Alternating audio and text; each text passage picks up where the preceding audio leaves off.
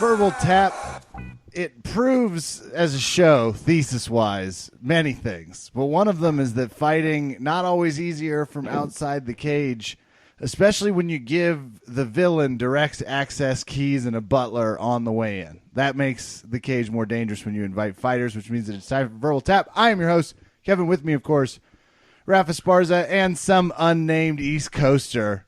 I'm not even gonna... I refuse. I absolutely, especially after the beating that Zach took. Oh, wait, I spoiled it. Kevin, no. Zach's back by popular demand. The people wanted it. Raph, how are you doing before we talk to the guest? What a great moment. We've got this guest on the line, but let's let him simmer while I've already insulted him. Raph, how are you doing, my friend? Kev, I will say that is a power play, almost like a shove in an octagon to try and assert your dominance. Metaphorically, yeah, I like it. Yeah, but what are you referencing? Let's start with that. We'll go around the horn with Zach. Zach Mulslani something who we can remember from the Unfinished Business podcast. Sure. Wait, what? Sorry, I was listening to another podcast. Trying to get some insight. He was listening to men with erectile dysfunction and their stories. That's just what I heard. That's his favorite cast. Zach, how are you doing this evening? They got some good stories. Man. I'm good, man. I'm chilling. Thank you guys for having me back on. Well, Brock, that's the big topic. We got to throw it around the... Raph, you're the wrestling fan here. I could give a shit, but that was arguably the UFC's most exciting moment in 3 years. Okay, let's start by discussing this because I'm the happiest about this. I love when MMA fans cry tears of pro wrestling because it hurts them.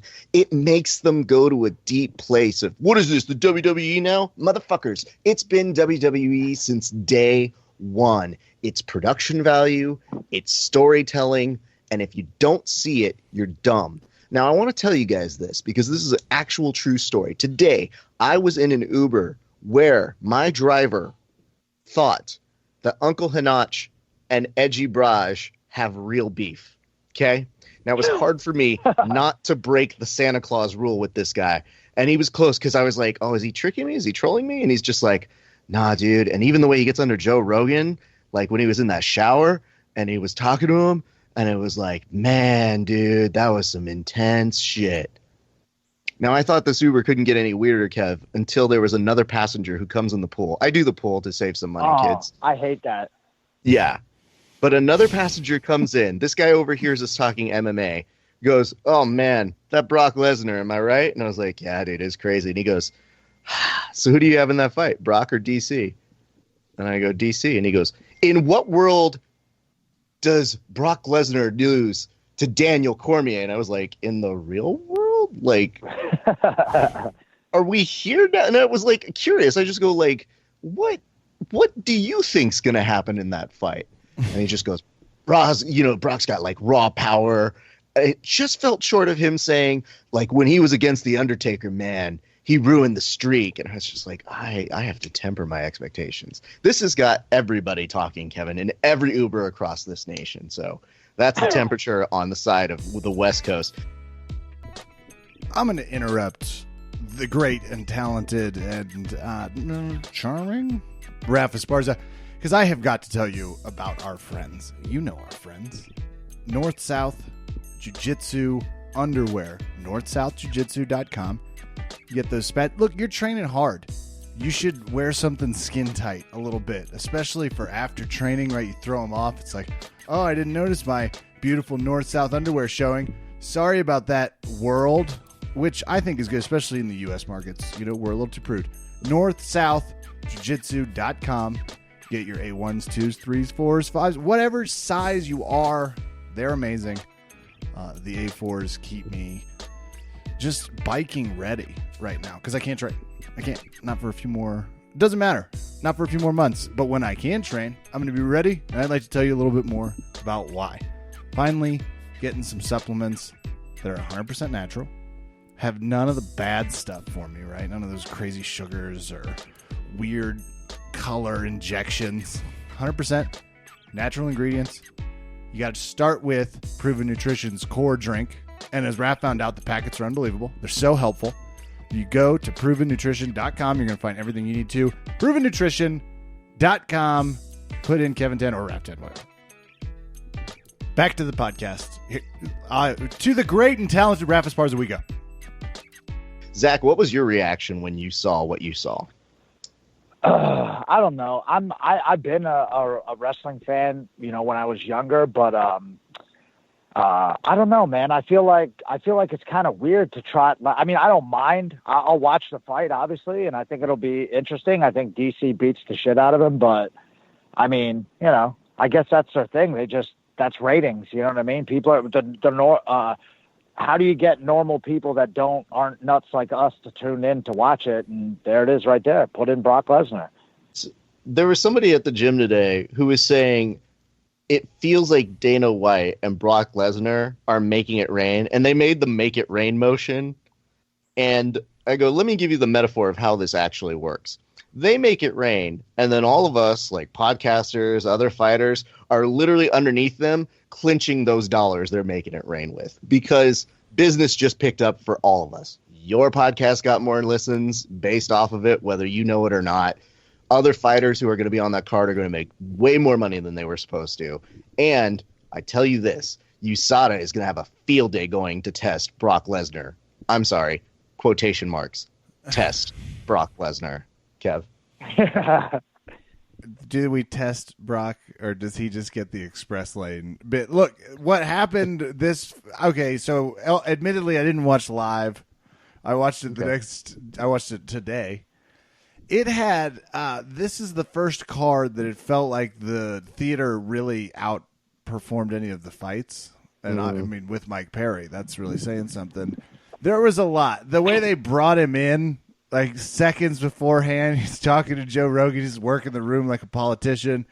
Seconds later, he's pointing at his chest and pushing the guy that just became the baddest man on the planet. Might have pushed him a little hard, I thought. I thought the push could have been taken down just a scotch because it felt a little wrestling to me.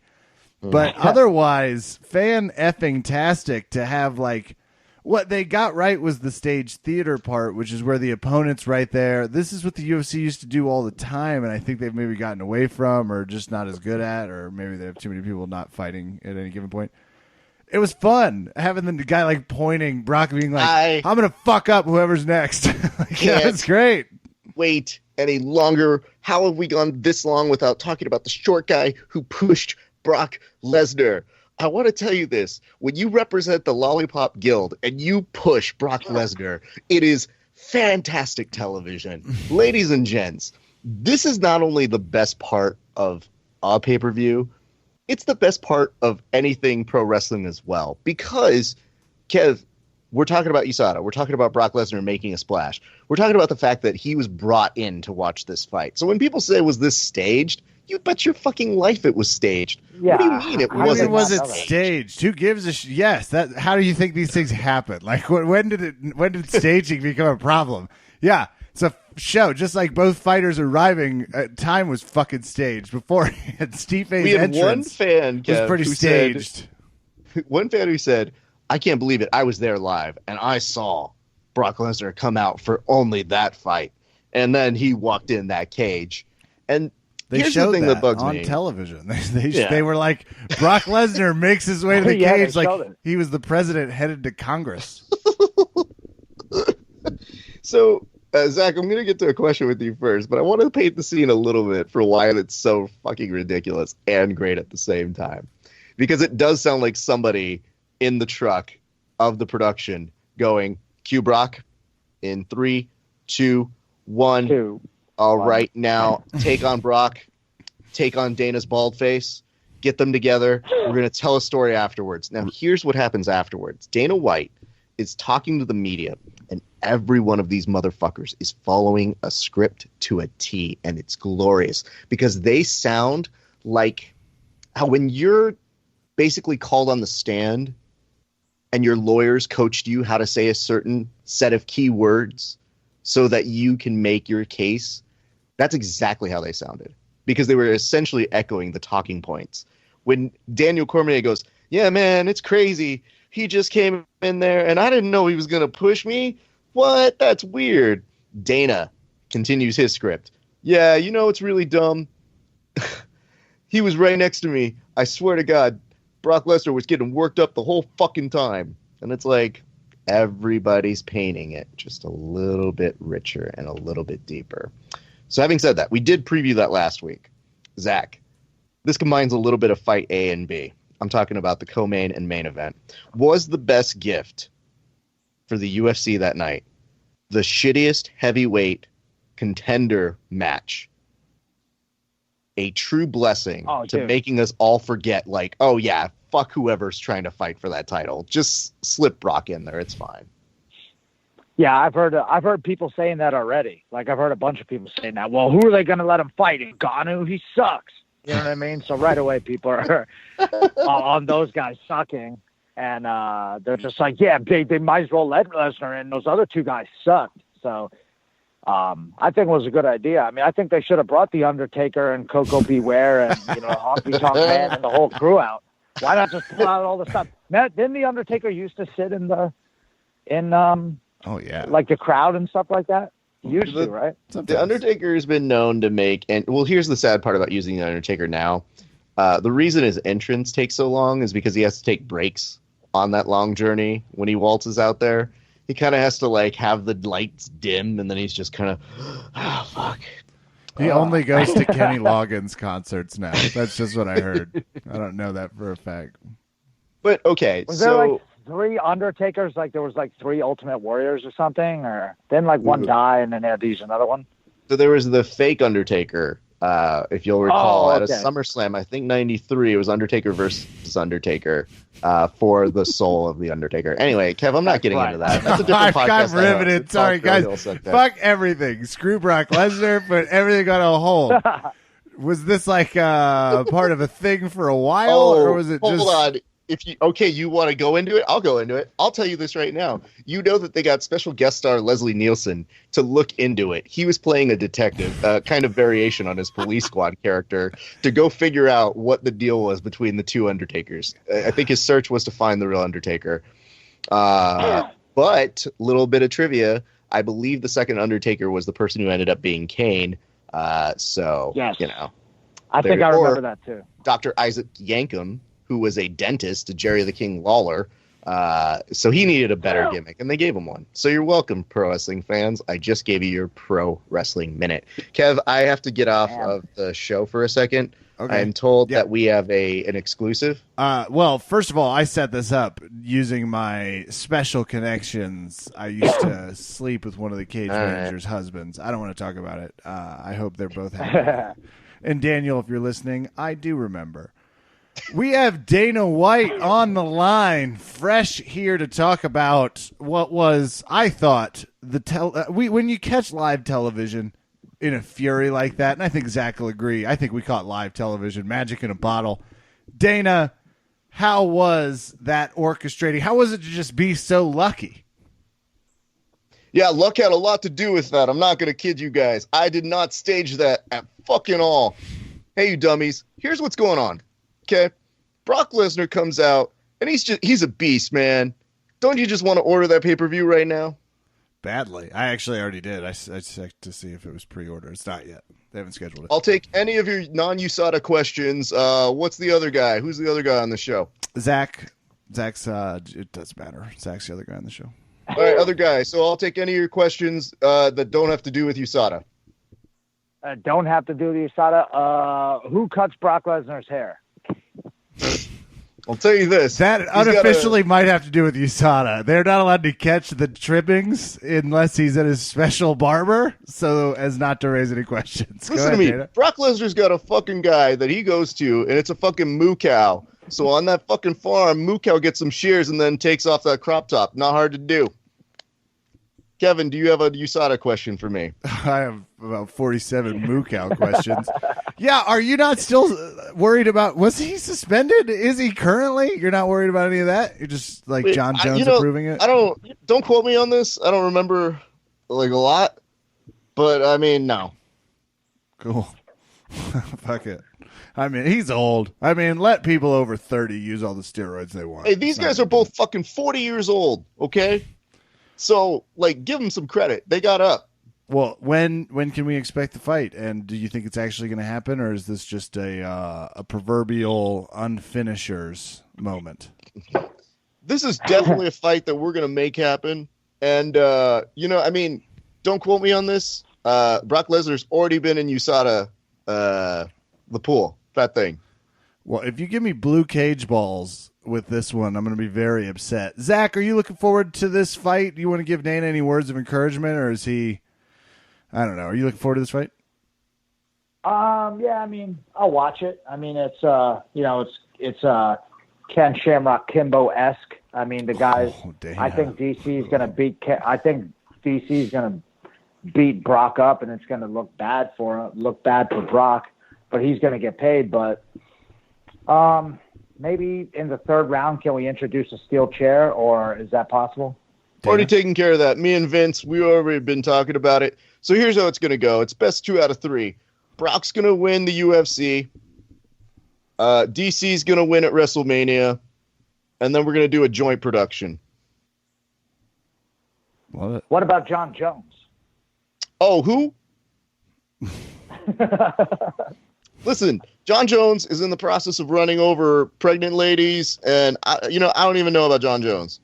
I might even throw Connor in there. Just as like a fun appetizer. Ooh, you heard it here. John Jones versus Conor McGregor coming this to a fucking UFC show. Well, Dana, thank you for stopping by. You're always a fan favorite. Did you remember all your lines, or did you guys miss any parts of the script last night, or did everything? Actually, I kind of want to do this. Ask me again about USADA and why a guy who popped hot the last time is getting like a fast pass to the title shot. Ask me that question one more time. Yeah, how's someone who failed steroids just going to be the number one contender? And he didn't fail steroids. He passed steroids. So ask the question again real quick. How does he become the number one contender? Because, ladies and gentlemen, I'm Dana White. Good night, everybody. Okay. I asked for that. That's really my fault for just getting the abrupt ending. Zach, I am enjoying the heel turn that the UFC is taking in there. I saw a funny meme that was like, find new cards, or no, just pull the Brock Lesnar one. Just great early meme work already. I can't believe they don't give a shit about pulling back the veil and showing us the third wall. And I will watch this fight.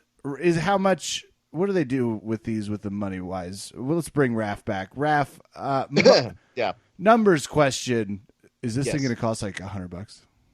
No. They'll keep it like, if they do their marginal yearly costs, they'll bump it up $5. I feel they'll do it by the end of the year. Here's a good news on that though. So they're just counting on Brock Lesnar to bring in more money, aka pay-per-view buys. I don't think yesterday clears 500K.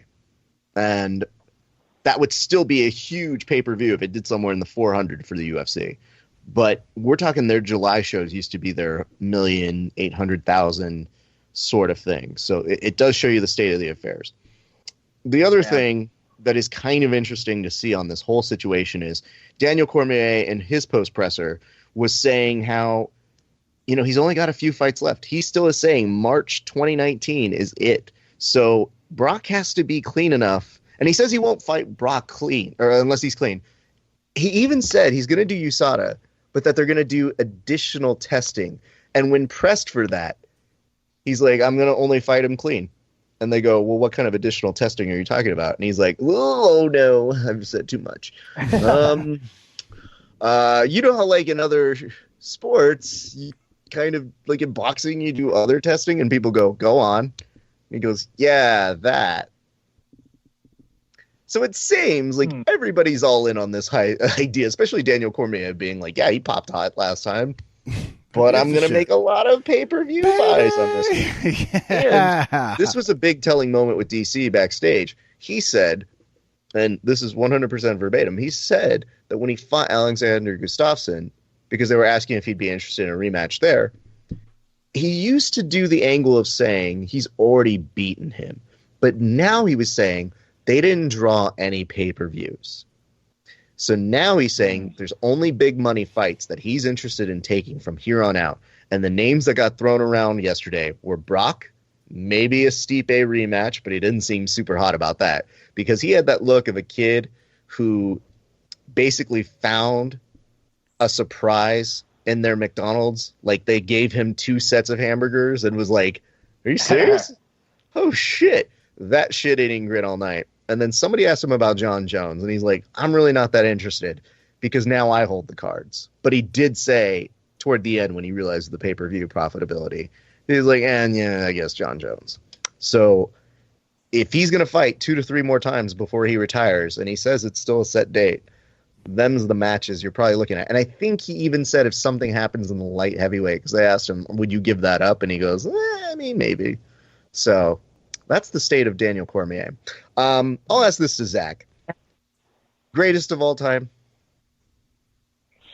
I mean, on paper, maybe, but I don't even, I can't even, I'm never good at those, man. I just like whoever I thought was like, you know what I mean? I don't like even go by the paper sometimes, but I still think Fedor in his prime was the best. You know what I mean? But he might have been jacked up on all types of steroids too. So who the hell knows? Might have been. I love you. I love you so much. That was a good denial. Let me ask you guys a question. Yeah. Let me ask you guys. Do you think that the UFC is ever going to run out of guys like Brock Lesnar? And you know what I mean? Is that like a dying breed of dudes where they're just going to run out of dudes? And now it's just going to be like actual guys who are just fighters, like not like, you know. Or do you think they're just going to keep? There's always going to be some dude like a CM Punk or a Brock Lesnar or a, you know what I mean, or you know, somewhere from somewhere that's not, you know, like an MMA promotion coming in and fighting like this. Absolutely, especially with the advent of more and more fight promotions, it won't be uncommon for them to pull out those big names because that's really what it is. And it's just like when they look around, they go, GSP, he's back. And you go, okay, dope. I guess I'll see that fight. And then they look over and they go, CM Punk, he's a bullshit fucking fighter, but it's a thing, so buy it, I hope. But I feel like as long as there's... That one had a lot of caveats, though. This one is just everyone's full gas throttle. It's like, who gives a shit because he's huge. We should see it. Well, I mean, the other thing that they really can say is he was a former champion. So as much as you want to say the guy's gotten a fast pass, it's not the same conversation as CM Punk. And it's not the same conversation in 2 ways. He has, I think, 3 out of the top 5. Connor may have changed this all. But he had 3 of the top 5 highest pay-per-view draws of all over 1 million. Which means people are very much interested in seeing Brock Lesnar do his thing. Whether it's getting the shit kicked out of him or just being around. So I guess in answer to your question. He is huge. He's a monster. One big motherfucker. He is just that guy who you said, man, if you're wrestling against him in like NCAA, I mean, if you have a loss against Brock Lesnar, you're doing just fine with your life. You didn't miss out on much. You know, we get it.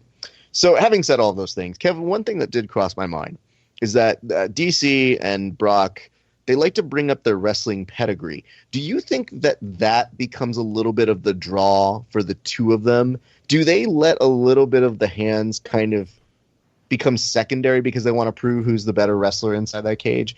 Or do you think that DC's like, oh, fuck that noise. I really need to punch this guy? What I think you just did with that question is open up the door for a singlets only match, which... We've talked about this before, but embrace it. Let's get some headgear on. It's like these guys are definitely going to fight in 4 to 6 months, but first we're going to have a good old-fashioned wrestling match. Because then, frankly, what if he wins? Brock, I mean. Then you really up the hype. So what I think we should do is get the answer to that question on a bridge. Sadly, I do not think we will. First of all, you already know it. Brock Lesnar doesn't really it's not his game to exchange. He usually gets knocked out when that happens. So, here's the definitely going to wrestle. And Cormier wanted to. If you watch the Stipe, who is, I mean, I will hit you with this fist, but before that. Okay, so here's the other part of this, because I like where your head's at on that. Because DC himself said he'd be willing to out wrestle him. He's like, yeah, let's get some singlets on and let's see What? Like wrestling, Hell yeah. like 100% said that in the post presser, Kev. So you're not wrong. And I would say that maybe they should get some KO Sports gear singlets, which are amazing. Oh yeah, see your America pick for more information. I'm just saying. I mean, listen, if that's how I look at it, just imagine how people who represented America would look into it for America. Anyway, all right. I'm glad that we've discussed all those things. Kev? Yeah, I want to go to a next fight. It's interesting that this is still another fight I want going to be the thing that's going to happen. It's going to push us forward. Zach, when you're looking at this fight, though, I'm going to take you to the question that the guy in the Uber pool asked me. Wait, so Brock Lesnar might not win is what you're telling me? How do you see that fight going? Yeah, that's like even what I've been telling our guys that want to fight MMA, like some of the guys I'm coaching. Like I just ask them, like, how would you win this fight? If you were going to fight that guy, how would you win that fight? And that's what you got. That's what I'm thinking about with Lesnar. Like going backwards with it. How if he would win? How does he have submissions? I don't think so. Right? Can he even rear naked choke somebody with his huge ass arms? I don't even know if that's possible. I don't think he could hold the bat, to be honest with you. You know, so. And his stand-up is ass. So I'm thinking the only way he can win is by a 5-round hold him down fest. But can he hold DC down like that? I don't think so. So I just don't see how he wins. Keep in mind though, that was an interesting aspect because people were saying that with Mark Hunt and how that fight was going to go, and he realized really quickly, like, yeah, I don't want to stand and bang with you, bro. Like that lets you into the fight. So then he just kind of said, well, you're tubby. And if I just kind of keep you on your knees or I'm on top of you, you can't really do anything to me. And I'm just going to smother you. And that's how I'm going to win. Yeah. I think maybe one of the only ways is if he gets like kind of like a Khabib style, like wrestling side ride, like with the arm underneath, like hooking his wrist and just punching him from like under. You know what I mean? Like controlling his back and just hitting him with like uppercuts. You know what I mean? Yep. That might be the only way he wins. I dig it. Actually, you know what? Brock Lesnar by electric chair. Fuck it.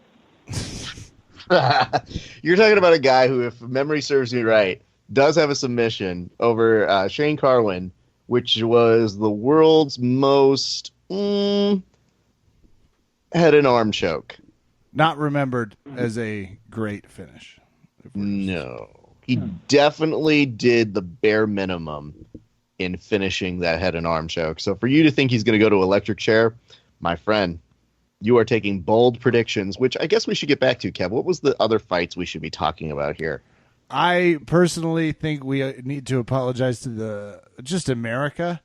This is your and I's fault, Zach. We couldn't have hyped the Nagano-Lewis fight enough. I know. We blew it. Raph, if I may, my sincerest apologies to the general public for my optimism. That was, if 2018, 2017, 2016 have taught me anything, it's that I need to just be prepared for the fucking worst. And yeah, I need to also apologize. I'm sorry. Zach and I apologize, is all we're saying, because that was our fault. This fight had all the makings. On paper, it was supposed to be great. And yeah, that one's on us. This is the first time I've ever heard Joe Rogan suggest someone needs to see a sports psychologist before the fight had ended. Wow. It's also one of the rare times they decided not to interview at all after the fight because they kind of want to sweep it under the rug.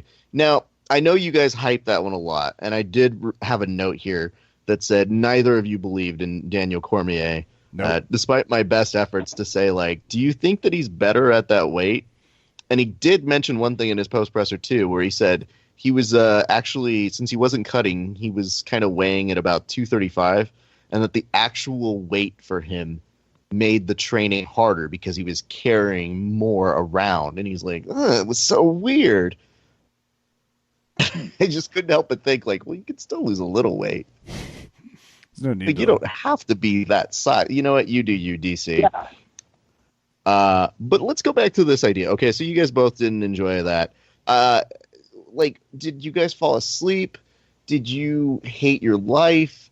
Like, what was going through your heads? Because at my viewing party, there was definitely somebody who yelled out, hey, they won't hit each other for at least the first minute. And that was a fun gag for the first minute. And then by the time you see that 10 strikes were thrown by one of the fighters, if not both, you go, uh-oh. I think this is what we're in for now.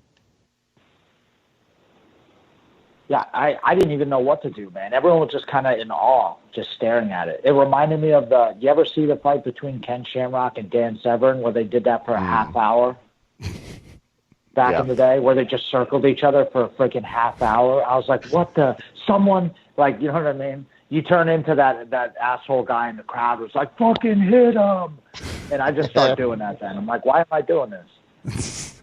I had my you need to keep watching because something's about to happen face on, and I was like, look away. Love it.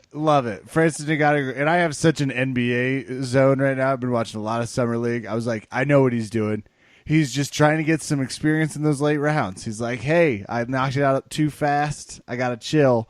So I was watching with like my hand sort of partially open because Derek Lewis looked like he did not want to be there.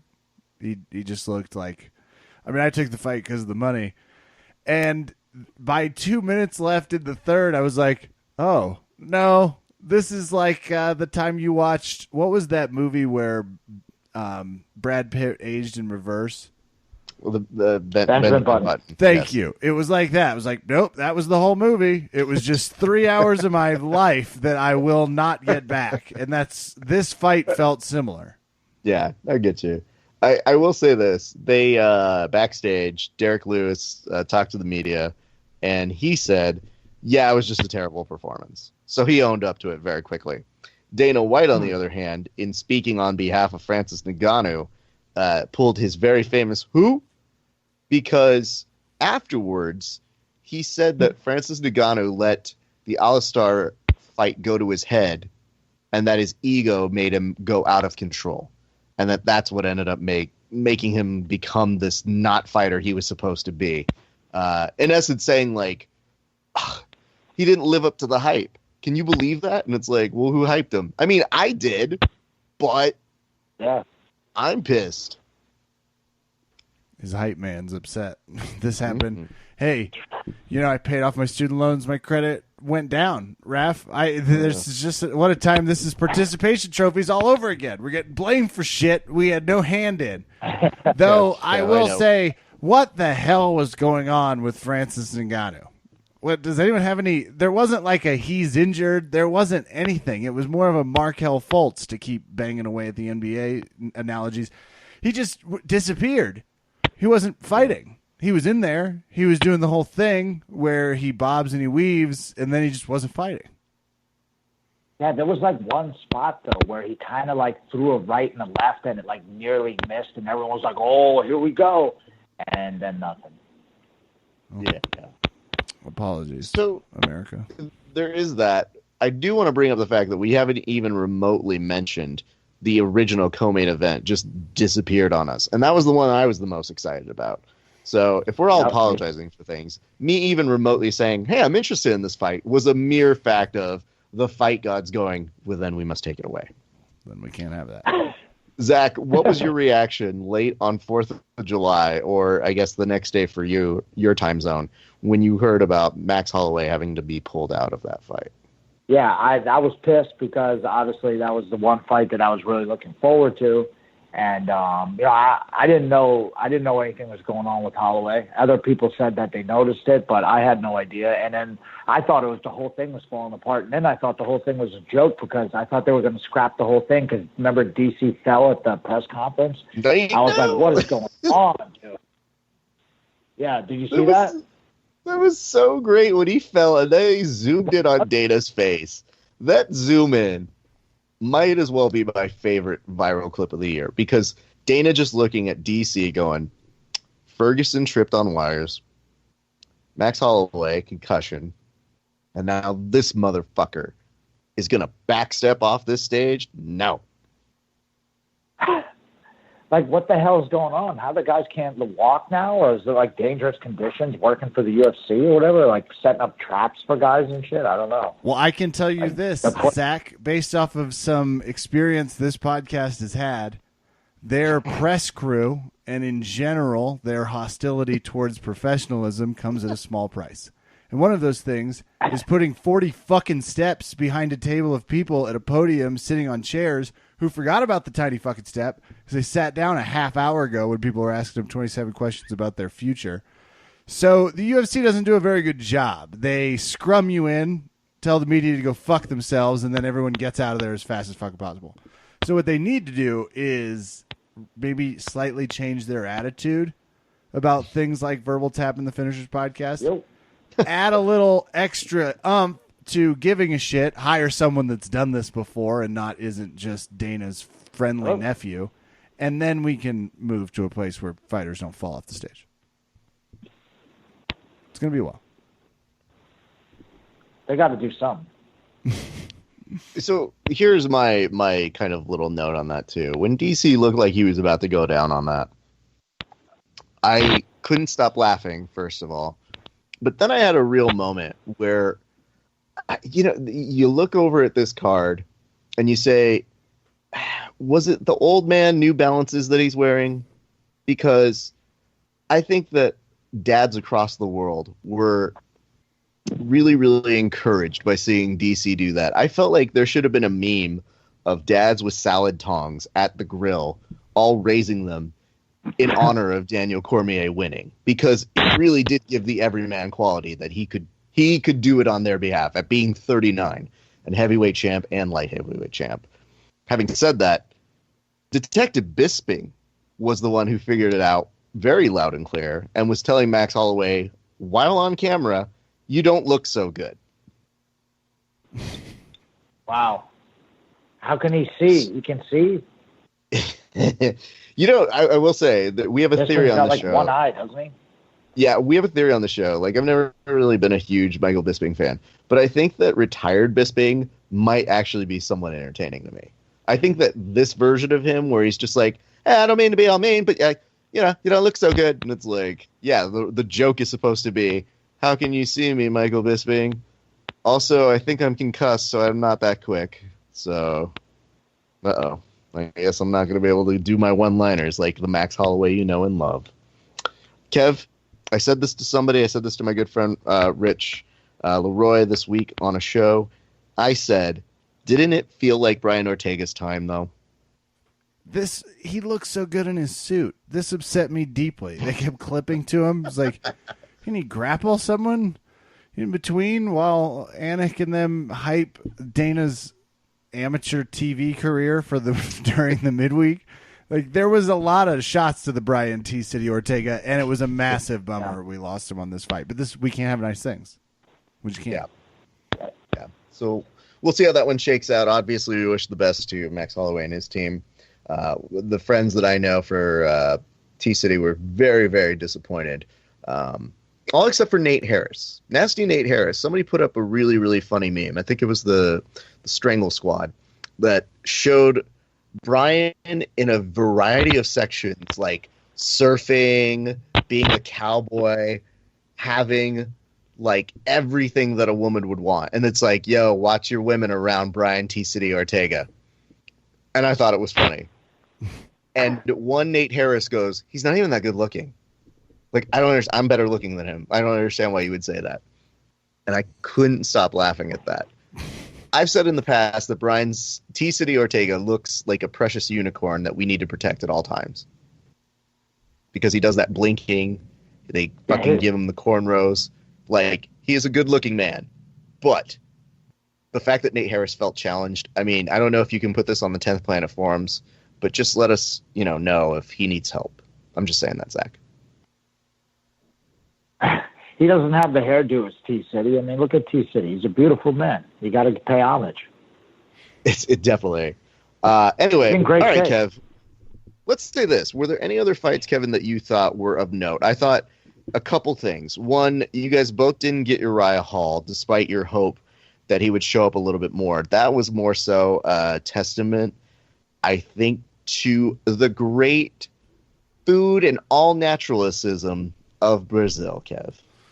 All natural. All Brazil. Though this fight was in Nevada, so it wasn't like Costa was on the dino juice. I didn't see any of the prelims, but I will give Anthony Showtime Pettis. The man has an exceptional confidence with his triangle off the back armbar submission game, and it just works. Yeah. For whatever reason, he was in that position 4 times. And I say this in a respect to knowing what Michael Chisay is possible of. He obviously knew that was the position. He understood the dangers and still got caught with it. It's crazy. What did you think, though, on Zach? He looks huge. He looks huge. Chisaya, doesn't he? He's a massive guy for that weight. Yeah, a big dude. Well, for not that weight, or for whatever weight he came in at, yeah, he's a big dude. Oh yeah, he didn't even make weight. And he did that thing where you could see it was a little affecting his brain power when he announced that he missed weight and goes, "I'm done with this. I'm done with this category. I'm out of this weight class now." And that's a good proclamation to make. Maybe you could make it later, but you do you. Here's the thing that was the weirdest aspect of that fight. I love the fact that Mike was kind of egging on Pettis as if like, nah, man, you ain't going to hit me. You ain't going to hit me. And then he got struck in the chin. He was like, ow, runs away. And then Pettis he was trying to do like a flying knee, but instead just threw his whole body at him. And then that kind of caused the collapse. Shot up a very loose guard. And then once he shot up that guard, he was just kind of like, oh, man, I think that Mike feels like he can actually get out of this guard. He's not even worried about that triangle, except that arm is definitely in. And he tried to do it the first time, like Kevin mentioned, and he had enough intel to be like, I bet I can get this. He was a little too overconfident in his guard. Just got caught up and then realized he had a good triangle, and that was it. But he's known for that. So... Yeah. And I feel like, I felt like Mike was going to try and tough out of that triangle for as long as he could. But once he had that arm secured, I was like, yeah, well, this is a wrap. We good. We good on that as well. So props to Pettis. It was a nice return to form for him. And our good friend Dan Borovic, who was also in his corner. And I gave Dan some shit because he did that thing, Kev, when grapplers don't know what to do when they're inside of a cage. So he went to go get a photo taken of him, and he just like crossed his arms and looked like the nerdiest guy possible in a cage. And I was like, dog, don't make us look bad as grapplers in cages like that. It's really embarrassing for us. It's tough. You know what? I want to ask you guys about. Do you see that Vinny Magalesh thing? Did you see that chick, the girl? I did. Yes. Curse him out like right afterwards. Yes, I did. You mind giving us the context for that, sir? Yeah. So there was a girl she fought, and she said that Vinny Magalesh wasn't going to be in the other girl's corner, and then he just showed up. He didn't text her at all. She was supposed to be his teammate, and then he showed up and ended up being in the other girl's corner, and then she called him a piece of shit, and he can go fuck himself. Yeah, I mean, it was an interesting turn of events because. Oh yeah, Kev. It sounds like Vinny. Well, here's what I can say to you.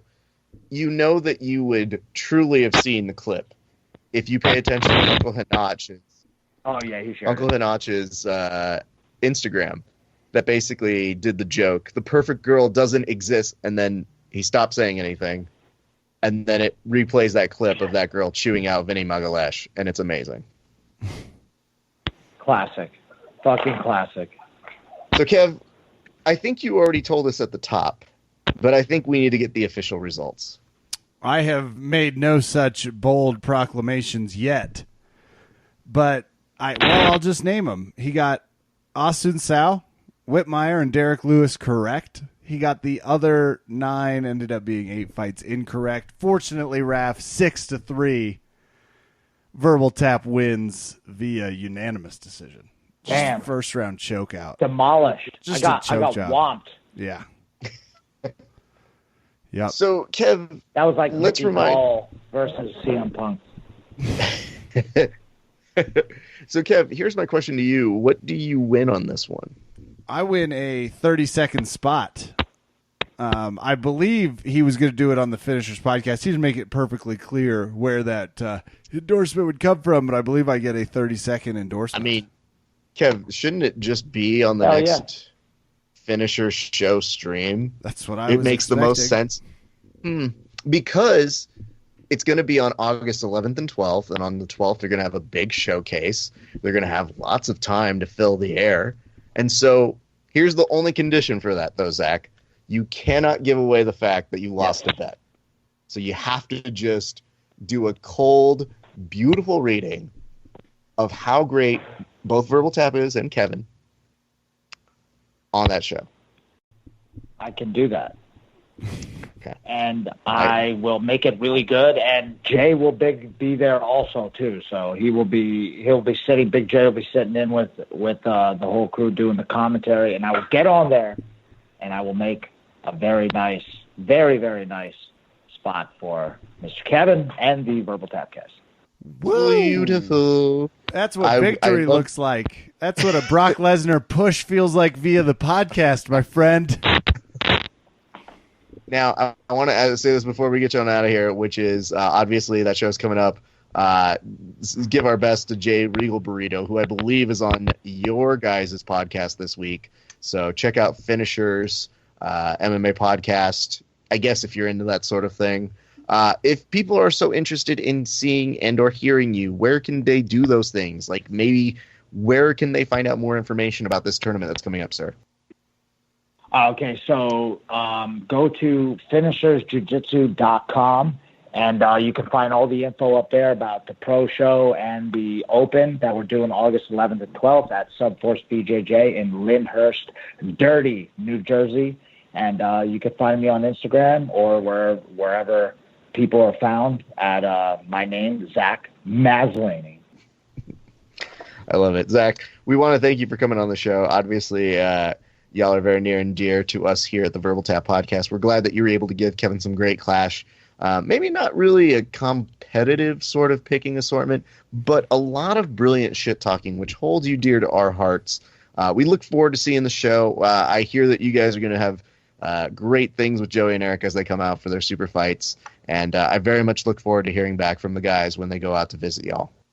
Awesome. Thank you guys so much for having me on. I'll come on and take a beat down anytime you guys want. And love what you guys are doing for everybody and for the sport, man. Appreciate you guys.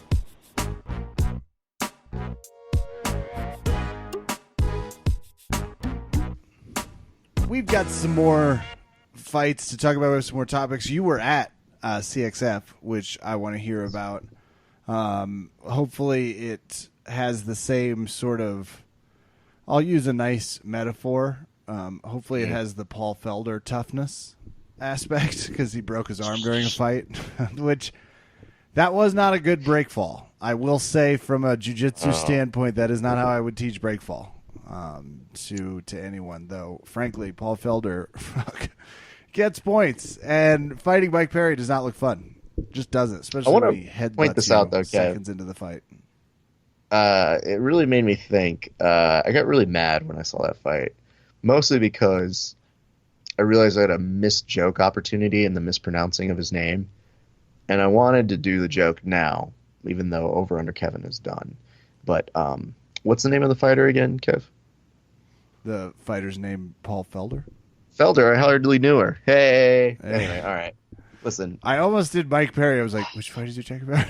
Mike Perry. If you had done Mike Perry, I hardly knew her. What?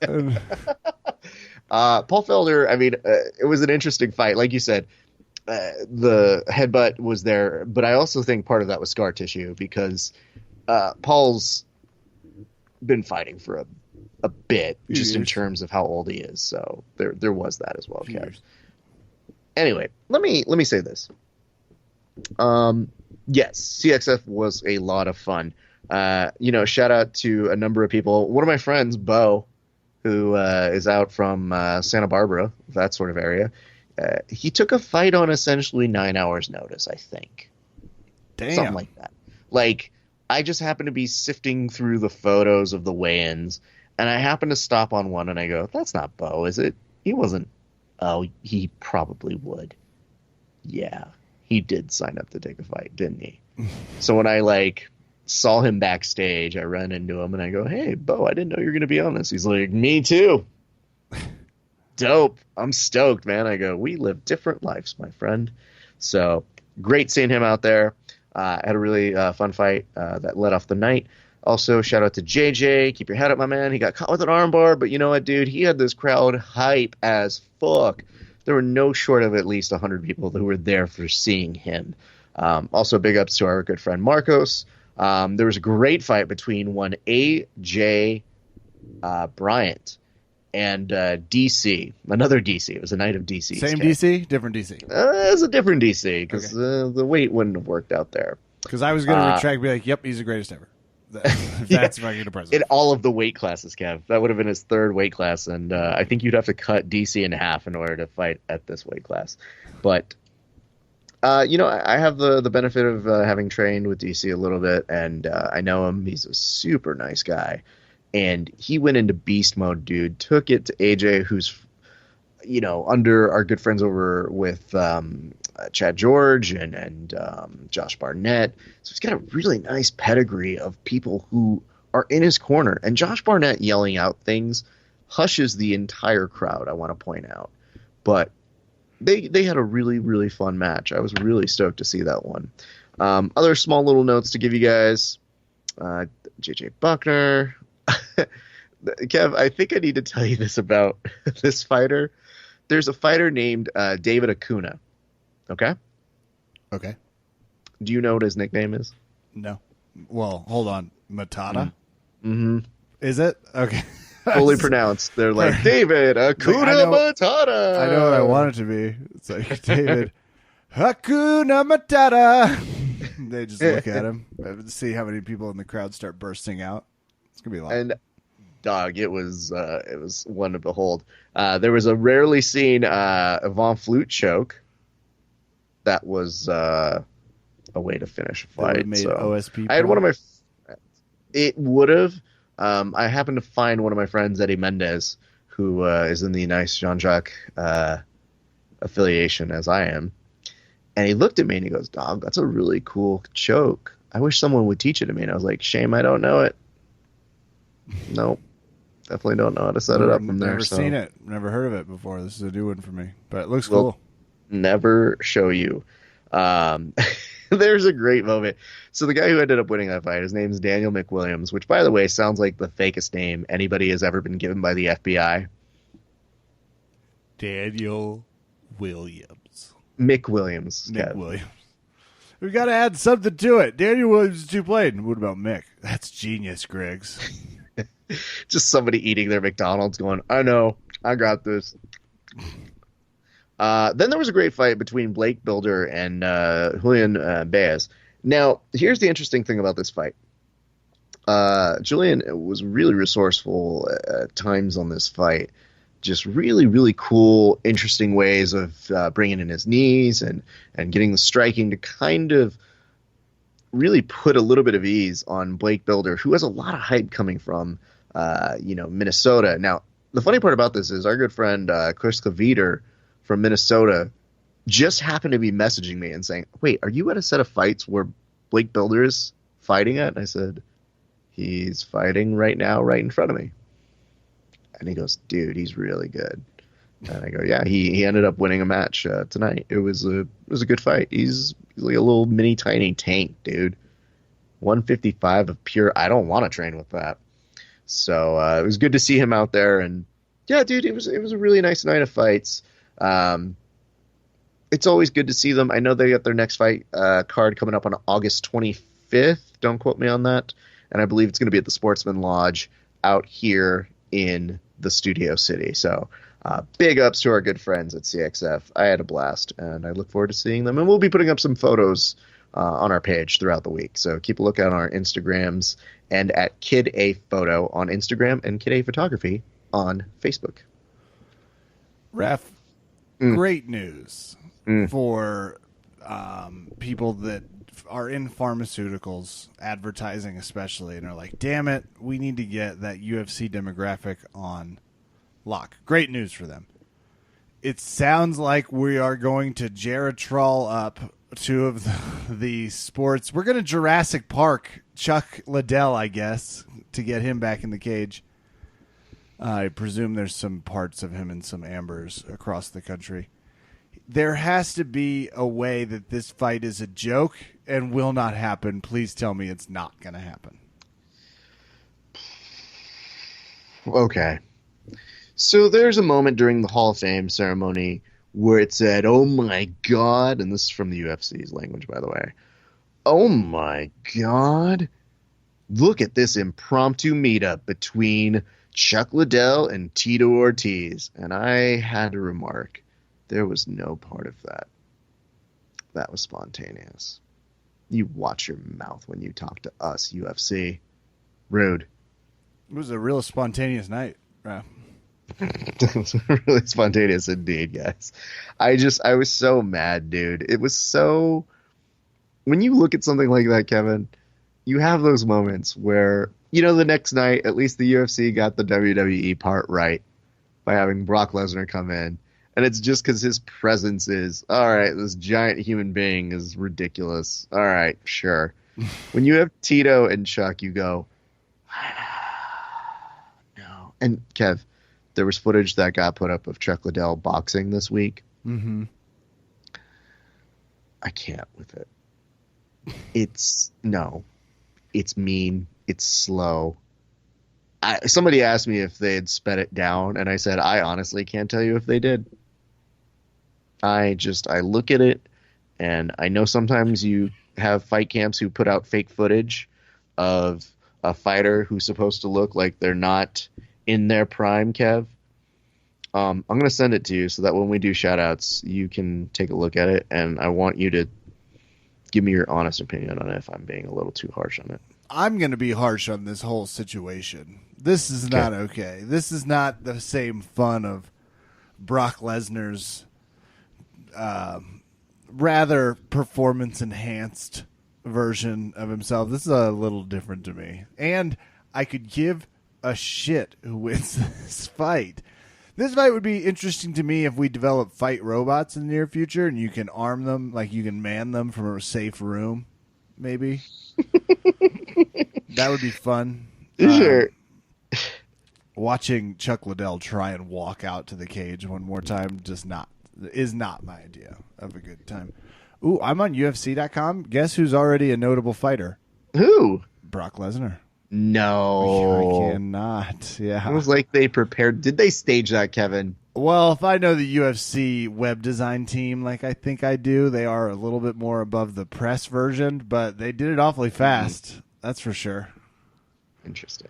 Okay, I see that you sent me a link. I will pull it up when we get to shout-outs. Yeah, we're rounding the corner here. We're rounding the corner to third. Okay. What do we got? What else is on the agenda? We did the dinosaur fight. We did.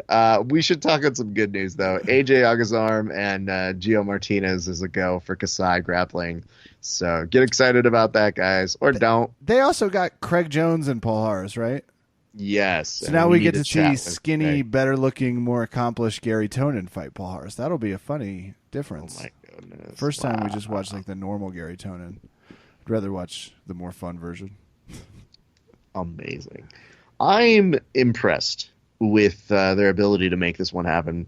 And it seems like, you know what, guys, give the people what they want, which is the ability for everybody to get behind Gio and a handful of YouTube stars to get behind AJ. I watched Thor Ragnarok, or whichever the most recent one. It was on Netflix. Mm-hmm. And Paul Harris has a lot of our Hulk-like qualities in the jiu-jitsu community, just in terms of his... So it's always fun to see him go up against someone. Though, friendly reminder that he did kind of, I thought, got beat up pretty well by Gary Tonin. Just as a nice reminder, you saw that movie, Kev. You liked it, I'm sure, right? Raging Rock On something? Yeah. Thor Gargon? Yeah. Yep. It's very funny. I enjoyed that one. But there's a rock formation character. You remember him, correct? I do. I remember messaging Kit Dale and saying, that should have been you playing that voice. Unfortunately, it was a very talented director who's amazing. But I love the idea of whenever he says, and somebody made a meme of it, but it just goes, piss off, Ghost. That little shit just catches me every time, and I go, yeah, it's funny. That's really good. So we may start developing a segment called Piss Off Ghost and finessing that for you guys. But in the meantime, I can tell you this, Kev. Did watch a little bit of the Ultimate Fighter finale. It was interesting. Oh yeah. You didn't miss a ton. Alex Caceres won a very sloppy fight that was addictively sloppy. So as I watched it, I said, there's not a lot of really good technique here, but I'm all about this. This is great. The contender fights, but tough. It's different than his Dana Fight Millionaire. Yes. And there is news. There's going to be another Ultimate Fighter. It will be, Kevin, not Forrest Whitaker, Gump versus Kelvin Gastelum. Tough alumni coming back to host to take on Bobby Knuckles. Kelvin Gastelum versus who? Bobby Knuckles. Okay. All right. I'm in. So I'm probably watching. You know, Kelvin has been asking for a title fight forever, and he's finally getting on his hashtag on a mission for gold. So that part is a great fight. Then there's also the reality of having to fight, Whitaker. Big pressure on Kelvin versus Bobby Knuckles, because right now if you do Kelvin versus Bobby, the first Google search is Chef Kelvin Fernandez versus Bobby Flay, and that upsets me deeply. So if Kelvin and Bobby don't mind really up in the game here, that would be good. Trying to get the better SEO happening very quickly. Well, as we know, the UFC web designer does not take breaks. They were awake, ready for the Brock Lesnar surprise news that no one saw coming. Wow. So that's what's happening there. Ronda Rousey gave a very nice speech for her Hall of Fame induction. It had a lot of empowerment in saying that, even though she was the one to break down the barriers, she did it purely because of the love of the fans. It was a nice love letter to it. So obviously people hated it though, Kev, because fuck that bitch, according to the internet.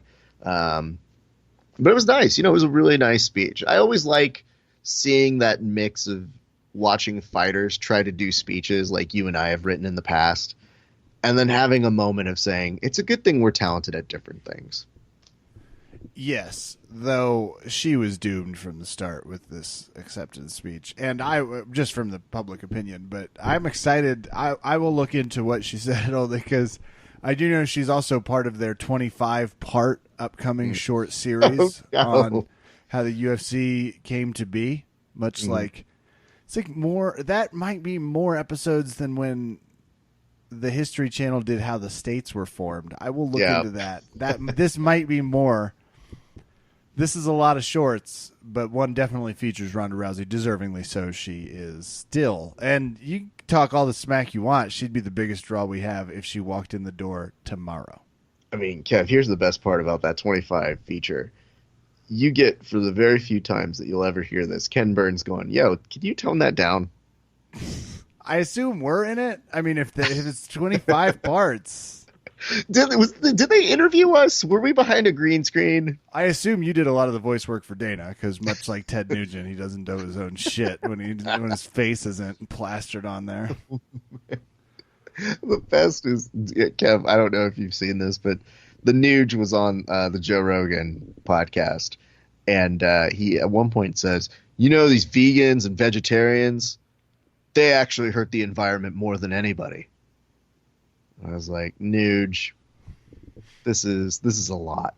I enjoy the fact. Isn't the voice on his hit songs.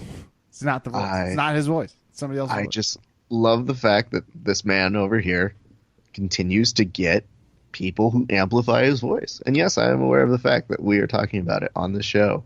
However, Joe Rogan put him on a podcast. We don't need to do that, people. So I'm doing it for awareness of, let's just not.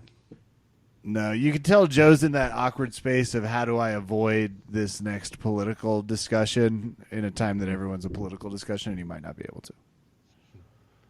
I guess he's not trying to avoid it, but I wonder why if does Joe he have Ted Nugent on? I guess is my question.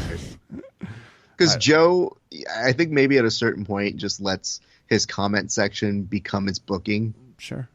And just like the masses will it, and he just goes, I can't help it. Because there's a lot of people like, what, do you want to silence his voice? It's like, no, I don't want to add to the already 50 fucking amplifiers that are behind him. Well, I'm also thinking to myself, He has Like, no problem getting what is time. he so. doesn't going to say anything that I'm going to sit there and go, that's a valid point. Let's talk more about that album you barely appeared on. Yeah. And, this was a fun family moment. So my father, I guess, hasn't followed Charlton Heston's career. He's obviously not a big fan of the NRA.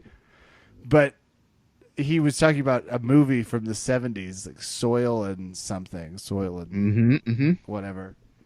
And there was a reason it came up. But he was like, wait, you remember Charlton Heston? I was like, we know Charlton Heston. Turns out our generation knows a very different Charlton Heston. Sad stuff. I was like, yeah, the gun crazy. He's like, wait, what? I was like, he's been the voice of the NRA, even after he died, he's still doing it. Figure that out. So, which, by the way, if you really ever thought about Charlton Heston's funeral, of them saying, well, guys, he said to pry his gun from his cold, dead hands. He is dead now, so open guns? season. Yeah, I guess we take his guns. So in the end, was pro gun control. Just had a super stringent time frame. Well, that's all of the Ted Nugent Charlton Heston talk for this week's podcast. Which, by the way, never made any of the rundowns you or I looked over. Like, didn't it all appear on an outline of, we should talk Nuge? I've just gotten really caught up in all of, in the injuries and recovery. You get time to maybe catch up on some art and media. So I have been just plowing through documentaries and movies. And one of them I saw was, God damn. Oh, I'll Google it while we move into some. It was Rob Zombie's documentary on Netflix, Hired Guns. Watch Hired Guns if you get a chance, but Ted Nugent is not Ted Nugent on his albums, so he can go fuck himself. Love it. Handout. Needed a safe zone to get his songs out. This is a great chance to pivot maybe to congratulating Rhonda one more time and some shout-outs. Yeah. Well, do you want to start and I'll watch this? Yeah, that sounds like a great plan. I want to give a shout-out first to Flow Grappling, because Flow Grappling took what appears to be a Instagram filter snapshot of no, actually this is Kasai who did this.